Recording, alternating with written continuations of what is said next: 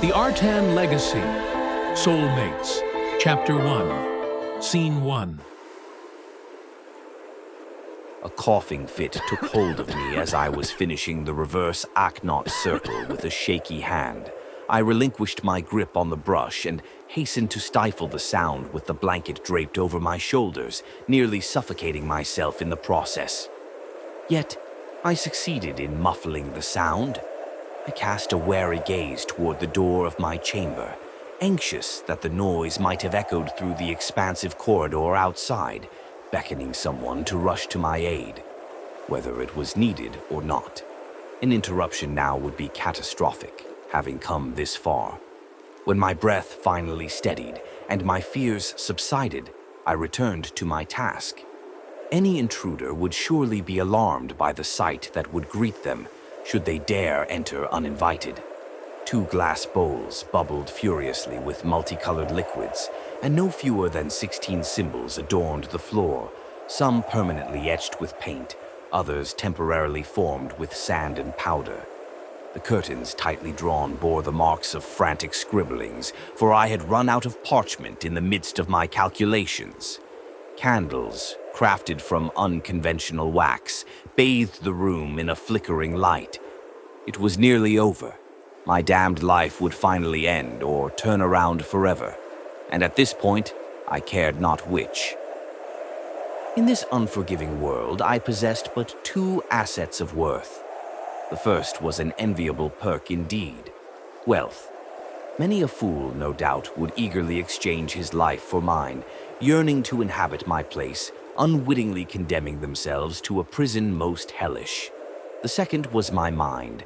I made no dishonest claim in calling myself a scholar of no small talent. In whatever pursuit I chose to undertake, I swiftly demonstrated competence. Self-taught in the art, my achievements in alchemy alone were, if I might admit, considerable. Being the 3rd born of the Duke of Teloran and the Baroness of Nilston, and the 15th in line for the throne of Irgumin, I had never once had any material desire denied. Not even my elder brother, 14th in line for the throne and the future inheritor of my father's titles, had enjoyed such indulgence. It was not a matter of competence, skill, or even favoritism. He simply lacked my father's pity. I entered this world during a fierce winter storm, a few rooms down the hall in the East Wing 18 years ago. From the moment I drew breath, it was evident that something was horribly amiss. I had been told that even at birth, I had been frail and bony, with a deformed and twisted right foot, now long gone, a spine marred with protrusions, and an inability to cry as all newborns should. By all accounts, I was a failure from the very start, destined to die. Most children born under such dire circumstances would have perished, and I would have preferred it, harboring no ill will toward my would-be parents for allowing nature to take its course. Yet, I was not like most children. As the 2nd-born son of a near-regal lineage, I was not permitted the release of death. The name Cafligen forbade it. Renowned physicians were summoned from across the kingdom and even neighboring lands. Sisters of light and so-called holy men and women paraded through my father's estate, bestowing blessings and employing their methods, whether genuine or fraudulent, to prolong my life a little longer. Every passing Magian and any practitioner of arcane or lost healing arts was invited to lavish meals and luxurious accommodations on the condition that they attempt to aid me. Even notorious but celebrated criminals were among those who graced our halls. Each contributed modestly to the cause, and through the collective expertise and resources invested in me, a grand miracle was wrought. I, a frail and cursed creature, had been sustained for nearly 2 decades. An exhaustive list of my ailments would bore most and interest only those physicians with a penchant for studying abominations to test their mettle. Nonetheless, those who had the misfortune of interacting with me needed some understanding of my condition. I suffered from a feeble heart and was prone to fainting. Though I could walk unaided with the assistance of my wooden prosthesis and cane, I could manage no more than the span of a room. My nose, rendered utterly useless, left me breathing solely through my mouth, and each morning greeted me with a throat raw from the labored effort. My vision was barely functional with the aid of custom spectacles, yet anything beyond arm's reach remained a blur. My right ear was deaf, necessitating that others address me on my left and raise their voices. Numerous otherwise harmless foods were inexplicably poisonous to me, drastically limiting my diet. Even the simple act of speech was draining. Beneath my thick bedrobes, I bore the indignity of a cloth diaper, for it was a necessity. Lastly, I implored that any who had the misfortune of meeting me for the first time be forewarned of my grotesque appearance, sparing me their gasps of horror as they entered my chamber. Never having set foot beyond the walls of the mansion in which I was born, a duller mind might have succumbed to ennui. Yet I had a purpose and a flicker of ambition, which would soon be rewarded. Though I could not store all the texts in my room, I had been told no less than 3 bookcases in my father's library were filled with the volumes I had requested throughout my life. My interests naturally gravitated toward arcana, alchemy, and medicine, and I was well versed in each, having earned recognition for my proficiency. I took pride in my expertise, attained through rigorous research and occasional discourse with visiting magians and mavericks. Whenever I suffered from common afflictions, such as splitting headaches, fevers, or rashes, I was permitted, and expected, to rise from my bed and concoct my own remedies, sometimes with the assistance of one of the de Irchard sisters, should my vision be too blurred or my pulse too weak. It was unfortunate, however, that my life spark was as feeble as my body.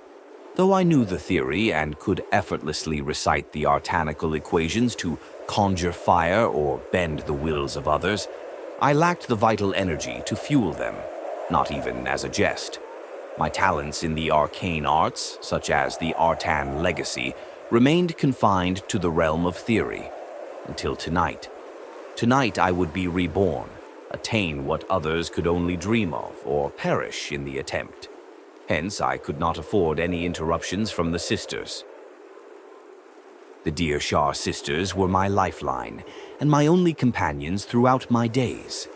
When I reached 11 years of age, my frail weight became too burdensome for the compassionate old maid who had once cared for me on top of her other duties. It was then decided that I would require constant care, provided by 3 young and comely maidens who would attend to my every need, whatever it may be. The sisters were orphans of a once prosperous family, rendered destitute by the recent Repubian invasion that claimed the lives of their kin. My father had taken them in, binding them to servitude and reserving the right to marry them off as he saw fit. They were neither full-fledged maids nor mere guests. Their sole responsibility was to cater to my every whim, a burden they undoubtedly resented, some more than others. Fermina, the eldest of the de Irchard sisters, was 2 years my senior. She possessed a gentle soul, far kinder than I deserved. Amicable, cheerful, and empathetic, she had even shed tears of pity for a wretch such as me. I had taken care to conceal my feelings for her so as not to burden the poor maiden, but I had recorded my thoughts about her sky-blue eyes, her enticing lips, and her near-divine presence in writing. Should I meet my end, those writings would be discovered, a prospect that filled me with both dread and exhilaration. Then there was Princess and Rascal. Princess, 2 years my junior, was known to most as Aufelia, but rarely did I use her given name. Our mutual loathing was hardly a secret. She was a spoiled, petulant child who detested having her flaws pointed out. She carried herself like true royalty, and though I had not ventured outside to confirm it, she was rumored to be the prettiest flower in Irgumen. Yet, her beauty did little to temper her vile temperament, her malice towards others, or her unyielding arrogance.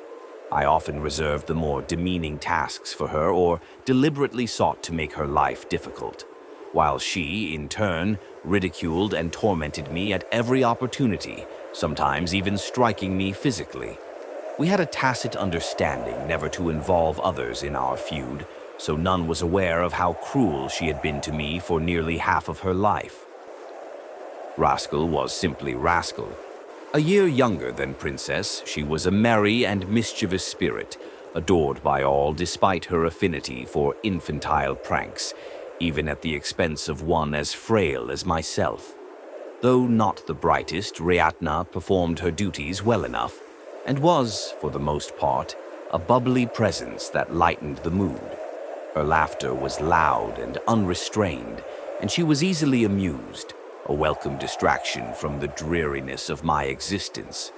She was also the only person I had ever seen nude, after curiosity had gotten the better of me, a spectacle that nearly claimed my life, much to my mortification.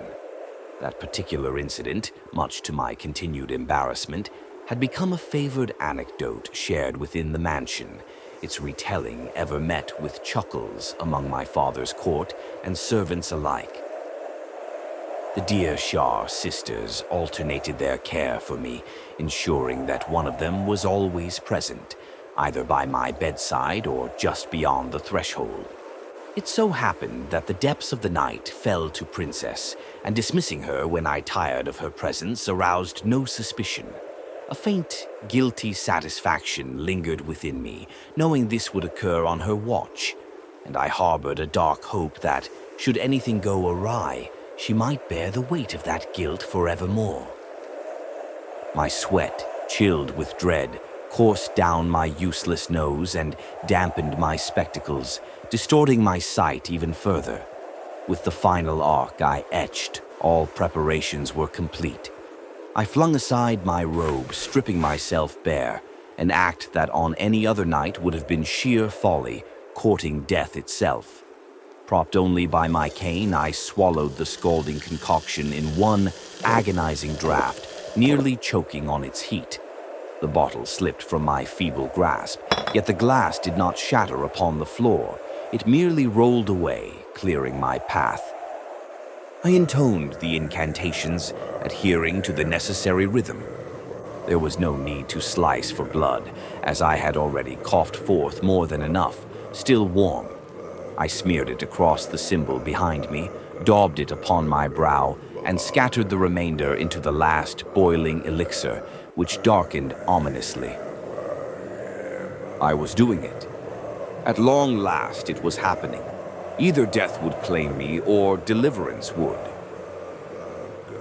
The fruit of all my labor, my studies, and my relentless pursuit of knowledge was about to ripen. I was prepared to invoke the dark arts of theurgy, employing the long-lost ritual of the Transcendent Soul. I had pored over ancient manuscripts, desperately piecing together fragments of lore that hinted at the ritual's workings.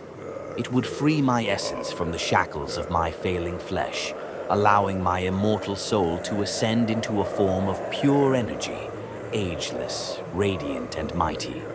Yet I was fully aware of the peril. If the ritual faltered, I might sever the thread of life without gaining anything in return. Or worse, my soul might prove too fragile to endure outside of its corporeal vessel. Nevertheless, I was ready to confront these risks. With a scream as fire seared my throat shut, blue flames erupted from my mouth. I hastily dipped my finger in ink, my vision dimming to nothingness, and hoped to scrawl the final sigil upon my chest in blindness. My trembling hand faltered, devoid of confidence. My breath ceased, my body crumpled backward, and my eyes burst within their sockets.